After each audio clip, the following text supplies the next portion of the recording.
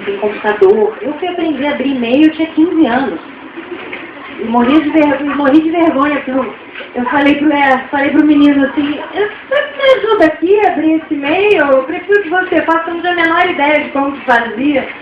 Enfim, até hoje acho que eu tenho uma alma meio velha para essa tecnologia. Estou meio perdida com tudo isso. Mas quando eu era pequena lá em Pelotas, eu era uma menina muito diferente do que eu sou hoje, obviamente.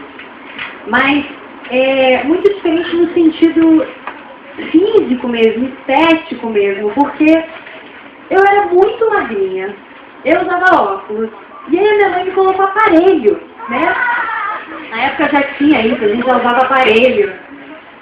Então, obviamente, que a minha vida social, nesse sentido, ela era muito limitada, assim, porque eu tinha amigos, obviamente que eu tinha amigos, fui uma criança saudável, eu brinquei, subi em árvore, fiz muita bobagem. Mas eu sempre tive uma coisa de estudar muito, de ler muito. Para mim, esse era um lugar importante, assim. Então, se os meninos não me achavam muito bonitinha, achavam que eu era a Pamela ali, que ela é boa na escola, que ela tira uma nota boa na redação, que ela pode me ajudar na prova de matemática. Então, acho que nesse sentido me ajudou, porque a partir de um momento, isso é uma coisa que a gente descobre uma hora ou outra, a gente percebe que tem muita importância aquilo que a gente tem dentro da gente, né? Mais do que a gente tem fora. E é confuso falar isso, porque eu venho de um lugar diferente, assim, então eu entro dentro pedindo licença, nesse ramo aí, escrevendo, lançando livro, mas de um mundo em que se valoriza muito isso, né? Essa coisa da fama, a gente ser conhecido, a gente ser importante, ser mais importante que os outros. Às vezes as pessoas confundem um pouco esse lugar. E para mim isso é muito, muito estranho, porque eu não me reconheço assim, né? Então, às vezes, as pessoas me colocam num patamar e perguntam, você existe? De graças a Deus, existe. Com todas as dificuldades de uma pessoa normal, acordo de mau humor, né? Tem o TPM, tem todas as coisas normais que uma pessoa da minha idade tem. E, enfim, eu mudei muito quando eu era criança. Minha mãe é psicóloga, os meus pais se separaram quando eu era muito pequena, então a gente mudava muito em função do trabalho da minha mãe. E a nossa vida financeira, acho importante falar isso, assim, pouca gente sabe sobre isso, assim, mas sempre foi uma gangorra. Então tinha épocas que estava tudo bem, a gente estava na escola particular, aí do ano que vem minha mãe dizia, ó, tem um problema aqui, você vai ter que sair, vai ter que ir para outra escola, e aí mudava de cidade. E é sempre muito ruim quando você está lá no meio do ano, você tem que trocar de escola, poxa, as pessoas que você gosta, tem que ir para outra escola, às vezes na mesma cidade, diferente, você muda. E eu tinha uma coisa comigo, assim, todo lugar que eu chegava eu ia para a biblioteca. Eu não conhecia ninguém ainda, assim, mas tinha um universo ali silencioso, em que eu não precisava me apresentar, porque o livro ele é um amigo maravilhoso. Você pega, abre o livro e ele está ali. Né? Você não precisa de apresentação, ele não precisa saber o seu carro, não precisa saber onde você mora. Então, acho que isso sempre foi uma coisa que me fez passar por várias coisas normais de adolescência, de infância. Não tive nenhuma infância fora do comum, nenhuma adolescência fora do comum. Mas ser uma pessoa normal. Acho que isso é importante, assim, saber. Eu morava no sul, uma cidade de 350 mil habitantes. Depois morei em uma outra menor ainda no Rio Grande do Sul. E sempre tentando fazer em mim o que fazia sentido. Quando eu era pequena, bem pequena, perguntava o que eu queria ser quando crescer, eu dizia que eu queria ser escritora. Né? Eu achava que ia ser... Por quê? Assim, porque acho que a gente, quando tem a nossa vida, né, a gente tem uma fantasia, quem não queria ter a vida do outro, né? A casa do vizinho sempre é mais cheirosa, a cama do vizinho sempre é mais macia. Então quem não queria, poxa, eu queria ter a roupa que aquela pessoa tem, eu queria sair naquele lugar, eu queria estudar naquele colégio, eu queria fazer aquela viagem. E o fantástico de escrever, ou o fantástico de ler, é que você pode fazer tudo isso, sem sair do seu quarto, sem sair do banco do jardim. E acho que se eu pudesse falar alguma coisa para vocês nesse sentido, é isso, assim, porque é uma descoberta de vocês. Para onde vocês forem, levem um livro na bolsa, que enquanto uma hora acontece. Hoje em dia tem uma coisa que ler é chato, ler é difícil, poxa, a professora mandou ler 5 livros esse semestre, para prosa e tal. A professora não ganha nada se você lê ou se você vê no rascunho, ver o resumo na internet. Para ela, claro, ela fica feliz se você ler, mas para ela não faz muita diferença. Mas ela continua ali. A diferença é quando a gente vê que as pessoas se encontram, né? Assim, a gente tem que tentar achar o que faz sentido pra gente. Acho que isso é importante, assim, independente do que você faça, independente de onde você mora e tudo mais. Voltando um pouco, porque eu me perco, depois me puxa a minha orelha. Quando eu saí de Pelotas, eu fui convidada para ser modelo em São Paulo. Eu tinha 19 anos, fazia jornalismo, que eu queria fazer jornalismo, que eu queria escrever. Aí me tinha me convidado antes, eu já tinha passado um pouco da fase do aparelho do óculos, já estava melhorzinha, já engordado um pouquinho. Eu tinha me convidado outras vezes, eu sempre dizia, mãe, eu quero terminar o ensino médio, eu queria largar estudo, né? Acho muito ruim largar estudo para ir seguir nessa vida, porque estudo é muito importante a gente, né, estudar, enfim, fazer com dedicação isso, né? Acho que hoje em dia, ainda mais no mundo difícil como é hoje, o mercado não tem muito espaço para quem fica para trás, né? E o estudo sempre bota a gente num caminho de ir para frente. Aí eu já tinha 19 anos, estava no jornalismo em Pelotas, e eu falei pra minha mãe, eu acho que se eu não for agora, eu não vou mais, porque é um pouco limite, assim, da idade, né? A mulher normalmente começa com 12, 13 anos, saem pro mundo e tudo mais, e eu lembro que a minha mãe sentou na minha cama e falou assim, minha filha, eu não posso dizer pra você não ir, né? Porque se eu falar pra você não ir, você vai depois pode culpar a mim. Poxa, você falou pra eu não ir.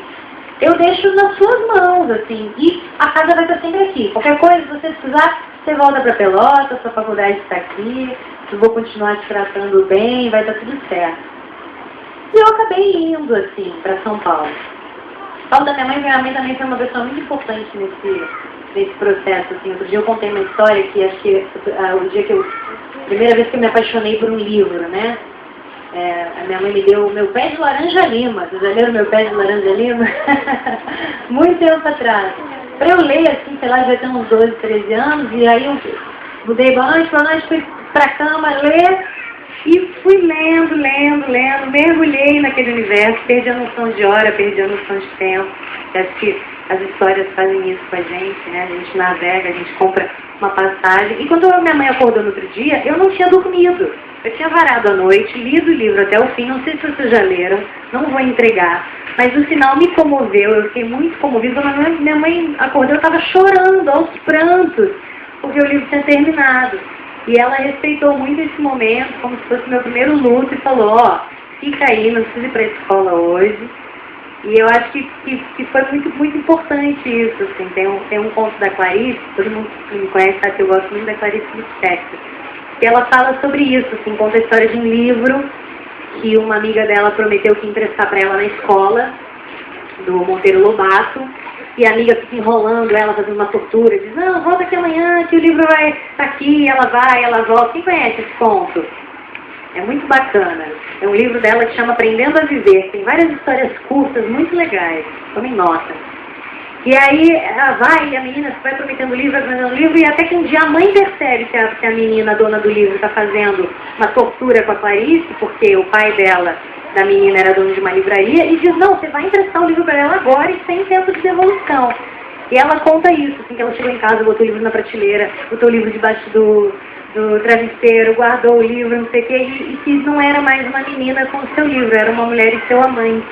Né? Nesse sentido, que quando a gente tem uma paixão muito grande pela história, como isso transmuta, como isso sai de um lugar simples, né, de leitor e livro, e entra num lugar mais profundo. E acho que isso, eu sei que tem pais aqui, que é tão difícil, né, criar adolescente, assim, tão difícil no mundo de hoje, né, mas eu acho que sempre é um bom exemplo, quando a gente quer que os filhos leiam, que a gente leia também. Minha mãe tinha um momento que ela dizia, agora a gente vai ler. E não era eu ler o livro, ela ficava vendo televisão. Ela sentava do meu lado e lia também.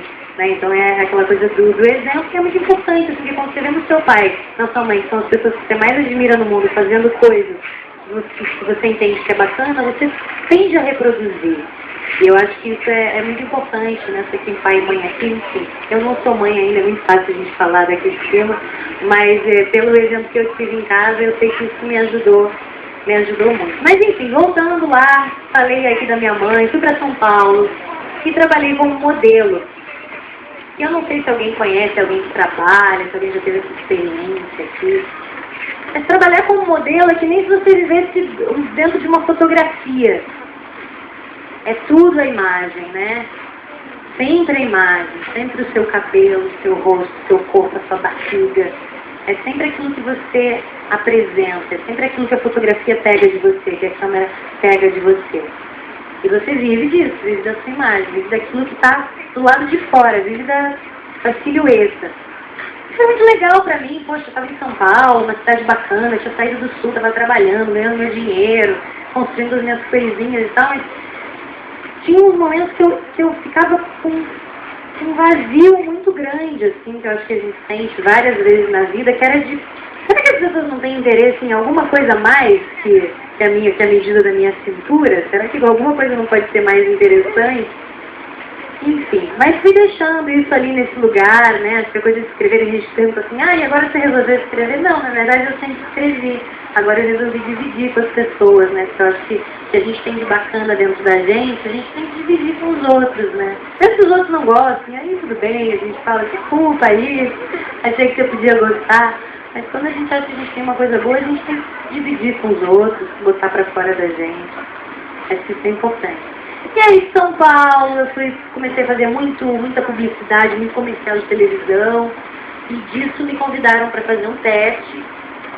Eu fiz alguns testes na Globo, fiz uma participação lá, e depois eu fiz um na Record e não saí mais de lá. Eu acho que foram 5 testes, eu conto isso no livro. Então, eu vinha de São Paulo, vinha fazer o teste de música, depois vinha fazer o teste de dança, depois vinha fazer o teste de apresentação, aí vinha fazer o teste de casal, que já foi com o Chay desde o início. Enfim, não comia mais, peguei desnutrida no teste, porque foram 3 meses de teste. Falei, o que está recebendo para fazer teste? Não aguento mais fazer teste.